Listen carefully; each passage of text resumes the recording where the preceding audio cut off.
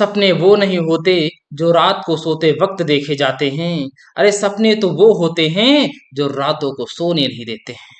Hello friends, good morning, कैसे हो? उम्मीद करते हैं आप सभी लोग स्वस्थ और मस्त होंगे। फ्रेंड्स, आज का पहला क्वेश्चन है, हम लेकर के आए हैं कि वह बड़ी से बड़ी संख्या जिससे 125 और 70 को विभाजित करने पर शेषफल क्रमशः 8 और 5 प्राप्त होता है। आपको एक ऐसी बड़ी से बड़ी संख्या बतानी है।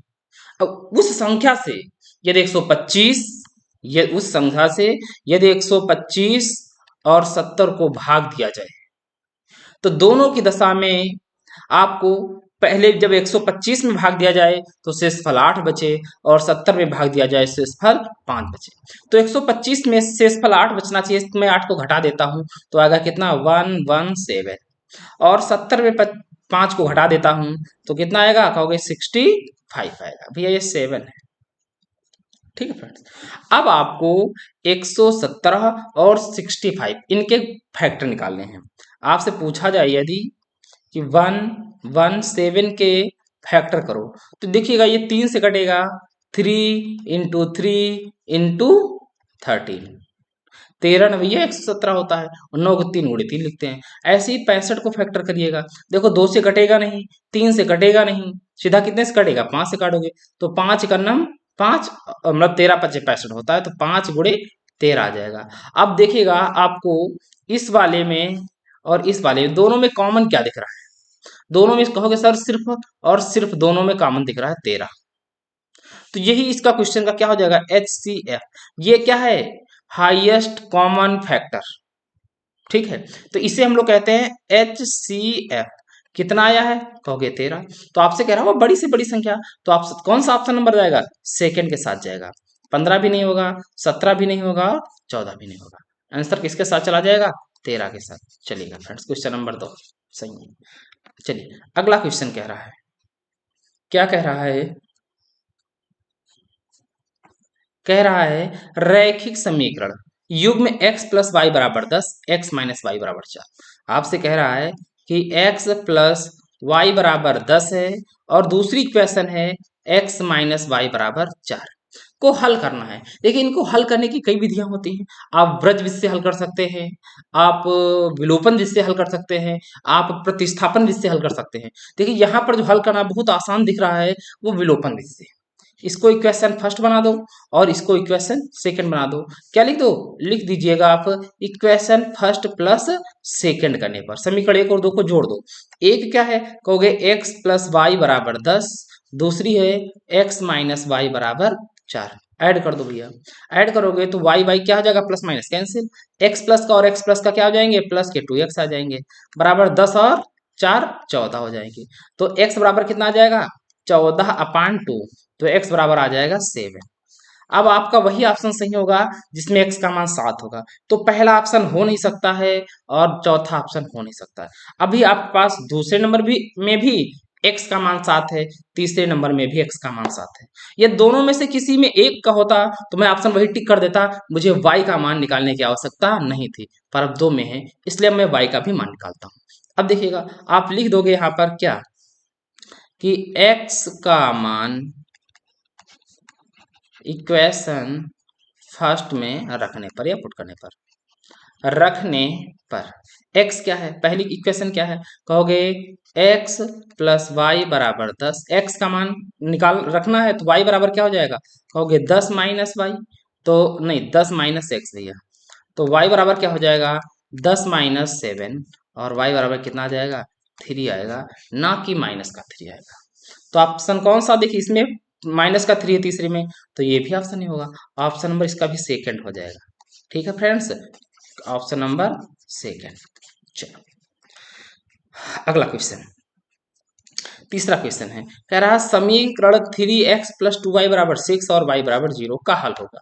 कितना आसान है, बहुत ही आसान क्वेश्चन है। आपसे कह रहा है कि 3x प्लस 2y बराबर 6 और कह रहा है y बराबर 0। अब देखो आपको एक दो तीन चार ऑप्शन है, आप पहले इसमें से चार ऑप्शन में से दो ऑप्शन ऐसे ही हटा दीजिए, जिसमें y का मान जीरो ना हो वो हटा दीजिएगा। देखो ये पहला वाला मान x का होता है, दूसरा y का होता है। अब देखो सेकंड वाले में y का मान दो दिया है, ऐसा हो नहीं सकता, दूसरा भी नहीं है। और चौथे वाले में y का मान थ्री दिया होता है, ये भी नहीं हो सकता है। अब ऑप्शन या तो पहला सही होगा या तो ऑप्शन नंबर थर्ड सही होगा। अब हल करते हैं। तो देखिए ये वाला जो y का मान जीरो है इस वाले में पुट कर दो, ठीक है। इसको इक्वेशन फर्स्ट बना दो, इसको इक्वेशन सेकंड बना दो। अब लिख दीजिएगा इक्वेशन सेकंड से, मतलब y का मान इक्वेशन फर्स्ट में रखने पर ऐसा कर लीजिएगा, y का मान इक्वेशन फर्स्ट में रखने पर। फर्स्ट क्या है इक्वेशन, कहोगे 3x प्लस टू, वाई का मान जीरो बराबर 6। तो यहाँ से क्या आएगा 3x बराबर 6, तो x बराबर 6/3। तो x बराबर कितना आ जाएगा, कहोगे 2 आ गया। अब किस में x बराबर 2 है, तीसरे में भी नहीं है, तो ऑप्शन नंबर कौन सा सही होगा, फर्स्ट। ऑप्शन नंबर ए के साथ जाएगा, जिसमें x का मान 2 है और y का मान 0, वही आंसर सही होगा। चलो अगला क्वेश्चन आज का है, बताइएगा फ्रेंड्स आपको ये क्वेश्चन कैसे लग रहे हैं। यदि क्लास अच्छी लग रही है तो एक अच्छा सा कमेंट करना है, अगर वीडियो पसंद आए तो। चलिए, यदि कह रहा है one upon x square plus minus two बराबर 1/7 है, तो x का मान बताना है। तो कितना आसान, आपको दिया है 1/x² माइनस टू बराबर 1/7। क्रिया का गुणा कराओ, 7 का 1 में कराएंगे तो कितना आएगा, 7 का नाम 7 बराबर x² माइनस 2 का 1 में कराओगे तो आएगा x² माइनस 2। अब इधर भाई x² उधर लिखा है, 2 इधर ले आओ, तो 7 प्लस 2 बराबर क्या हो जाएगा x², या x² बराबर कह सकते हो कितना आएगा 9। तो x बराबर कितना आएगा, रूट के अंदर 9 हो जाएगा, और बाहर आएगा तो x बराबर प्लस माइनस 3 आ जाएगा। ठीक है, ये आंसर आया है। तो ऑप्शन कौन सा है, ऑप्शन पहला है नहीं, ऑप्शन दूसरा है नहीं, ऑप्शन तीसरा सही है, फोर्थ भी नहीं। तो ऑप्शन किसके साथ जाएगा, थर्ड नंबर के साथ चला जाएगा। अगला क्वेश्चन, पांचवा क्वेश्चन कह रहा है समीकरण 5, फिर ब्रैकेट में है x+5, दूसरे ब्रैकेट में है x-5 इक्वल 55 का हल होगा। अब देखो हल करना है, आपको दिया है 5 ब्रैकेट में x+5 और दूसरे ब्रैकेट में x-5 बराबर 55। आपको ये 5 हटा दीजिएगा तो कहोगे x+5 बचेगा और इधर बचा x-5, तो इधर क्या होगा 55/5 आ जाएगा। चलो अब इधर देखो लिखा है a+b और a-b, आपको सूत्र पता है a+b और दूसरे ब्रैकेट में a-b, तो क्या होता है, कहोगे सर होता है a² माइनस b²। तो यहाँ भी a का मान x है तो हो जाएगा x² माइनस 20 मतलब 5 का स्क्वायर बराबर, इधर काट दीजिएगा, 5 का नाम 5, 11×5 55 आ जाएगा, कितना आ जाएगा 11 आ जाएगा।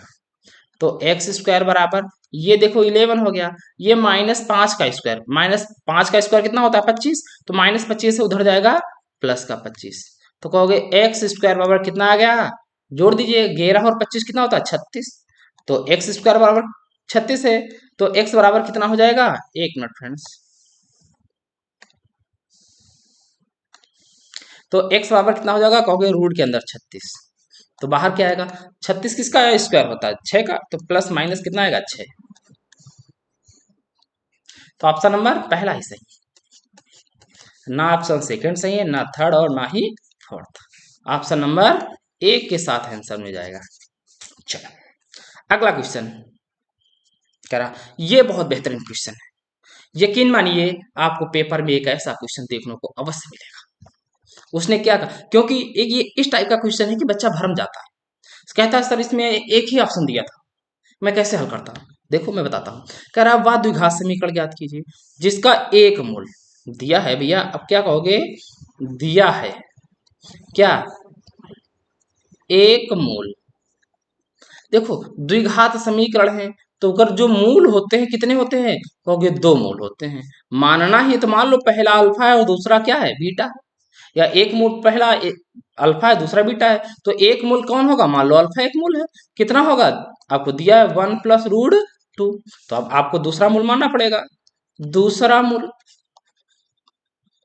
दूसरा मूल मान लो बीटा है भाई, दो माने अल्फा और बीटा, तो अब बीटा क्या होगा भाई यहाँ पर लगा दो, इसलिए इसलिए क्या होगा, हो जाएगा 1, यहाँ प्लस होगा तो माइनस। कहने का मतलब है आपको यदि कहीं 2 - √3 दे दे तो अगला वाला जो होगा इसका साथ ही आएगा, 2 + √3 आ जाएगा। इसी प्रकार समझना है आपको। अगर इसी प्रकार दे दे √5 + 2, तुम समझ जाओगे कि अगला जो होगा दूसरा मूल वो √5 - 2। इन बातों को ध्यान रखना है, ये कॉमन बातें होती हैं। अगर एक कोई इसमें से दे देगा तो दूसरा मूल वैसा ही हूबहू हो जाएगा, बस उसका निगेटिव या आप कह सकते हो इसका संयुग्मी होता है। चलो, अब मूल दिया है, आपको द्विघात समीकरण चाहिए, सूत्र देखिए भैया, लिख सकते हो आप, द्विघात समीकरण का सूत्र क्या होता है, कहोगे x² प्लस ब्रैकेट में क्या होता है, मूलों का योगफल, योग कह लो, फिर बाहर x प्लस दूसरे ब्रैकेट में मूलों का गुणनफल, मूलों का गुणनफल ब्रैकेट में बराबर 0। ये क्वेश्चन है।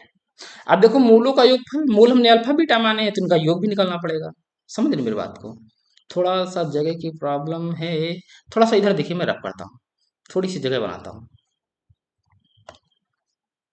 ठीक है फ्रेंड्स, इस बात को समझ लें, इसके साथ लेना, इसको मैं इसको हटा रहा हूँ यहाँ पर।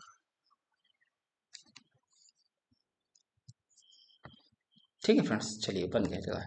अब देखो आपको मूलों का योगफल निकालना है, तो मूलों का योगफल अल्फा प्लस बीटा, अल्फा का मान 1 + √2 है, बीटा का मान 1 - √2 है। अब -√2 + √2 कैंसिल, कितना आ जाएगा 2।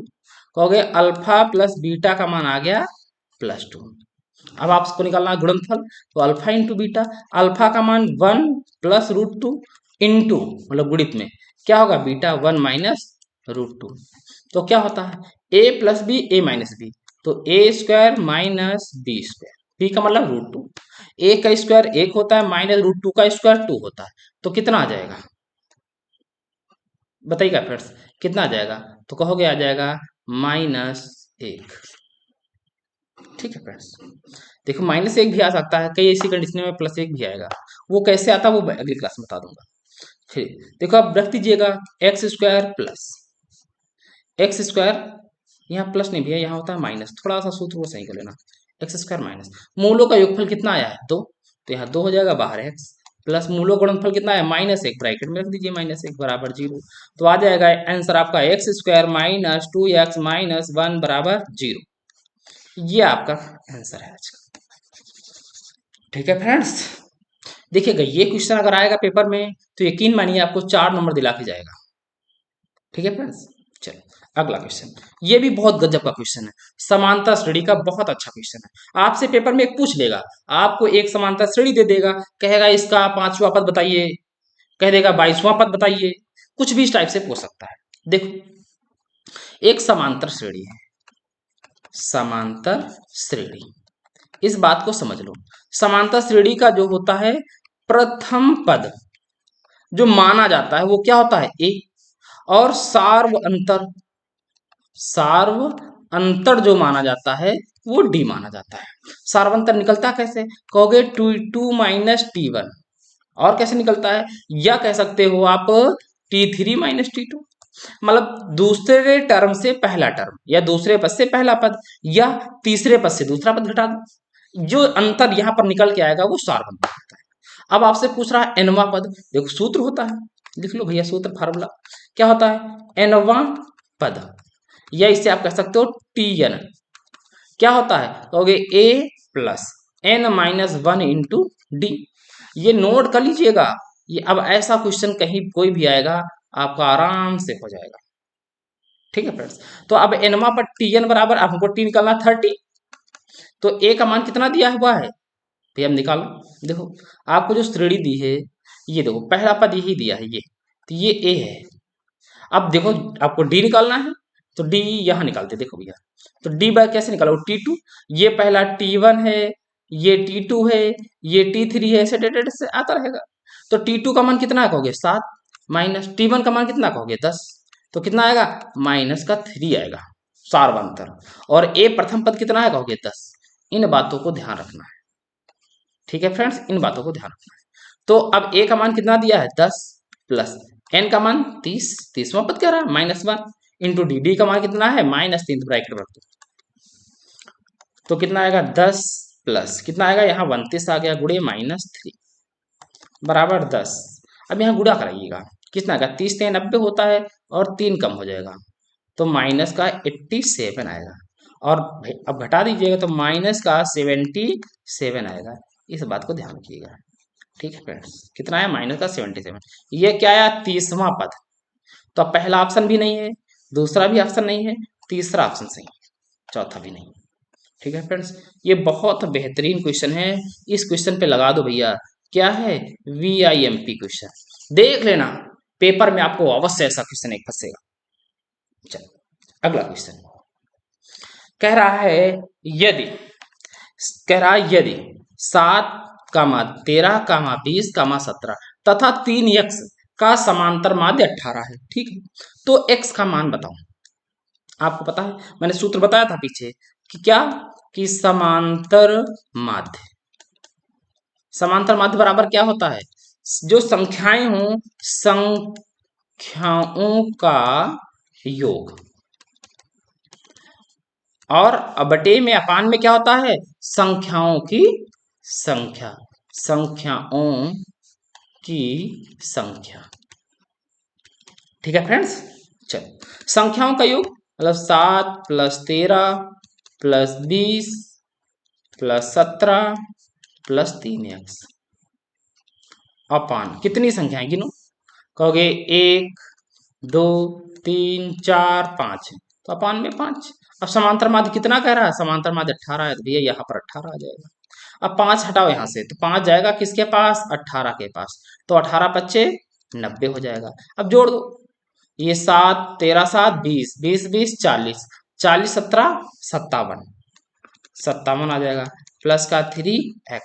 तो आपसे कहा जाए 3x बराबर क्या हो जाएगा, कहोगे 90 माइनस 57, कितना आएगा भैया बताओ 33 आ जाएगा।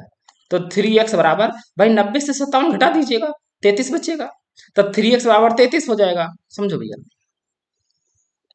कह रहा है 3x बराबर कितना आया 33, तो x बराबर कितना आएगा, कहोगे 33 अपान 3, तो x बराबर कितना आ गया भैया, नोट कर लो 11। समान, तो x का मान कितना आ गया 11। ऑप्शन नंबर कौन सही है, ए सही है ना भैया, बी ये भी ना, सी यस, तीसरा ऑप्शन सही है, गुड, चौथा भी नहीं, यही भी है आंसर। चलो अगला क्वेश्चन देखिएगा, मैं जो क्वेश्चन लाया हूं यकीन मानिएगा, क्वेश्चन भले ही तो आपको लगता हो थोड़े में ला रहा हूं, पर जो भी क्वेश्चन ला रहा हूं पेपर की दृष्टि बहुत महत्वपूर्ण है। यकीन मानिएगा अगर आप इन क्वेश्चनों को तैयार कर लेते हैं, जब पेपर आएंगे तो आप कहेंगे सर एक भी ऐसा क्वेश्चन नहीं आया जो सिलेबस से बाहर आया हो आपके। मैं यकीन मानिए जब तक पेपर आएगा मैं सारे के सारे करा दूंगा, 1 नंबर से लगा करके 4 नंबर तक के जितने भी होंगे मैं इसी प्रकार बहुविकल्पी आता रहूंगा। जो बहुविकल्पी में नहीं आने वाला होगा मैं ऐसा क्वेश्चन बना के लाऊंगा। जैसे देख लीजिए स्क्रीन पे कह रहा है कि एक घन का आयतन 1331 घन सेंटीमीटर है या सेंटीमीटर के ऊपर, इसका संपूर्ण पृष्ठ ज्ञात करना है, टोटल सरफेस एरिया जिसे हम लोग एस कह देते हैं। तो अब एक घन है तो घन की आकृति बना लीजिएगा। घन कैसा होता है, ये हंसना नहीं भैया, बहुत अच्छा नहीं बन पाएगा, बोर्ड पे बना रहे हैं। ये घन है। घन क्या होता है, जिसकी सारी भुजाएं, ऊंचाई भी x हो, चौड़ाई भी x हो और लंबाई भी x हो, सारी भुजाएं x x है, इसे हम लोग क्या कहते हैं, घन कहते हैं। अब घन का आयतन मैं लिख लो, घन का आयतन क्या होता है, बराबर में होता है जो भुजा होती है भुजा का क्यूब। अब भुजा हमने x मानी है तो x का क्यूब है, और घन का आयतन दिया कितना है आपसे, कह रहा है 1333 1331, तो x क्यूब बराबर ऐसे लिख लो, x क्यूब बराबर 1331 ऐसे कह लो। तो x क्यूब बराबर, अब 1331 किसका घन होता है, भाई देखो थोड़ा सा कैलकुलेशन को मजबूत रखिएगा। अगर आप कैलकुलेशन को मजबूत रखते हैं यकीन मानिए पेपर में मैथ आपको बहुत आसान लगेगी। अब 1331 जो होता है वो किसका घन होता है, तो कहोगे सर ये 11 का घन होता है। अब दोनों तरफ से घन घन कैंसिल कर दीजिएगा या तुलना कर लीजिएगा, तो एक्स मान कितना आ जाएगा, कहोगे 11। भाई देखो घाते समान है, आधारों की तुलना कर लो, तो एक्स मान 11 आ गया। अभी आपसे ये नहीं पूछा है, ये तो मैंने एक्स मतलब क्या निकाला है, कह सकते हो भैया ये घन की भुजा है। ठीक है, ये मैंने मान लो यहाँ पर ये भुजा क्या थी, मानी थी या माना, माना भुजा क्या माना है, एक्स ये वाला। ठीक, चलो अब चलते हैं आगे। अब आपको निकालना है टोटल सरफेस एरिया एस, संपूर्ण पृष्ठ। संपूर्ण पृष्ठ क्या होता है घन का, हो गए 6 गुणे भुजा स्क्वायर, भुजा स्क्वायर। तो 6 गुणे भुजा क्या है भाई, भुजा कितनी निकली 11, तो 11 का स्क्वायर कर दीजिएगा। तो 6 गुणे 11 का स्क्वायर 1 to 1 होता है। अब 6 का डिवाइड गुणा कर दीजिएगा, चलो 6 का नाम 6, 6 दूना 12 का 2, हासिल बच्चा 1, 6 का नाम 6 1 7, तो 726 अब क्या आएगा, सेंटीमीटर स्क्वायर कह सकते हो आप। देखो मैंने आंसर बताया था यही आएगा 726, तो यही आंसर आपका आ गया। लो फ्रेंड्स, बताओ इतना लॉन्ग क्वेश्चन मैंने कितने सरल वे में बता दिया, आप दोबारा भूलेंगे नहीं। ये थोड़ा सा आपको कहीं कंफ्यूजन लगे तो आप वीडियो को दोबारा देख लीजिएगा, समझ में आ जाएगा। यदि फिर भी आपको कोई प्रॉब्लम लगती है तो आप कमेंट कर दीजिएगा कि सर इस वीडियो का क्वेश्चन नंबर 9 10 11 जो भी हो 6, मैं कमेंट कर दीजिएगा, मैं बता दूंगा। चलो अगला क्वेश्चन, अगला और अंतिम बहुत बेहतरीन क्वेश्चन है, और इस क्वेश्चन का आंसर आपको देता है। ठीक है, क्या आपसे पूछ रहा है कॉस दो, नहीं एक मिनट भैया जी, ये लो इसको हटा देते हैं, गड़बड़ हो गया। ये लो, क्या पूछ रहा है, कह रहा है कॉस 420 डिग्री का मान बताना है इसका। इसका मान आप बताएंगे, आप बताइएगा कमेंट करके। ठीक है, आप कमेंट करके बताओ, जो मान बताएगा सबसे पहले कमेंट करके, मैं अगली क्लास में उसका यहाँ से नाम लूंगा कि इस बच्चे ने पहले सबसे कमेंट करके इसका मान बताया था, और फिर मैं अगला क्वेश्चन करूंगा और देखूंगा कौन सबसे पहले क्वेश्चनों का आंसर बताता है। चलिएगा फ्रेंड्स, तो फ्रेंड्स देख लीजिएगा क्लास कैसी लगी। देखिए ये सारे मैंने क्वेश्चन करा दिए। ठीक है फ्रेंड्स, देख लीजिए बहुत अच्छे क्वेश्चन। देखिए पहला क्वेश्चन, ये दूसरा क्वेश्चन है, ये तीसरा क्वेश्चन है, ये चौथा क्वेश्चन है, ये पांचवा क्वेश्चन है, छठवां है, ये सातवां क्वेश्चन, ये आठवां क्वेश्चन है, ये नवा है, और ये 10वां क्वेश्चन है, जिसका आंसर आपको बताना है कमेंट करके। ठीक है फ्रेंड्स, फिर मैं मिलता हूँ अगली क्लास में, तब तक के लिए जय हिंद जय भारत दोस्तों। चलिए।